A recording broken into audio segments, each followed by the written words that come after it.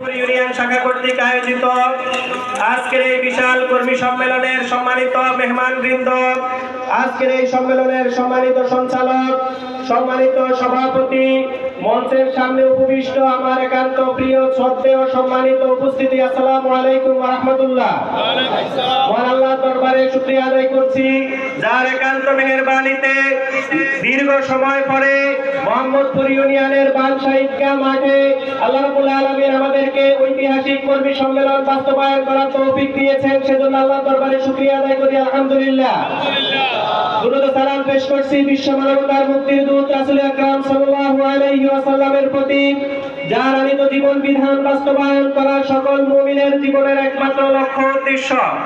এবং পৃথিবীর সূচনা লগ্ন থেকে অদ্যাবধি যে সমস্ত ভাইয়েরা পৃথিবীতে ইসলামী আন্দোলনকে প্রতিষ্ঠিত করার জন্য নিজেদের জীবনকে উৎসর্গ করেছেন, তাদের সর্বোচ্চ জান্নাতি মর্যাদা কামনা করছি।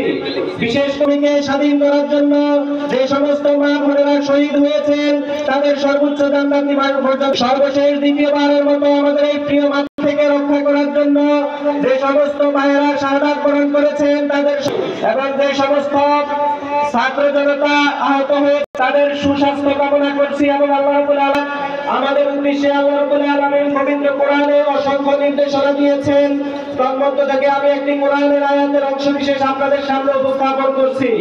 আল্লাহ রাব্বুল আলামিন পবিত্র কোরআনে বলেছেন, আউযু বিল্লাহি মিনাশ শাইতানির রাজীম, বিসমিল্লাহির রহমানির রহিম, ওয়াজাহিদু বিল্লাহি হাক্কা জিহাদিহি ওয়াজতাবাকুম ওয়া মা জাআলা আলাইকুম ফিদ-দীনি মিন হারাজ।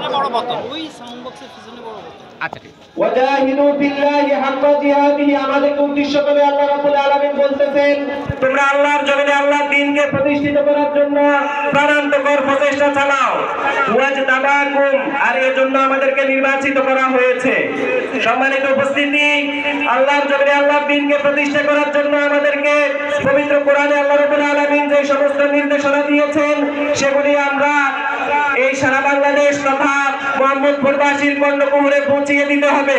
আমরা তাদেরকে আল্লাহর আনিত আল্লাহর পাঠানো আদেশগুলি পালন করার জন্য আহ্বান করব, নিষেধগুলি থেকে বিরত থাকার জন্য বলবো। আল্লাহ রাব্বুল আলামিন আমাদেরকে এই আদেশ পালন করার জন্য তৌফিক দান করুন।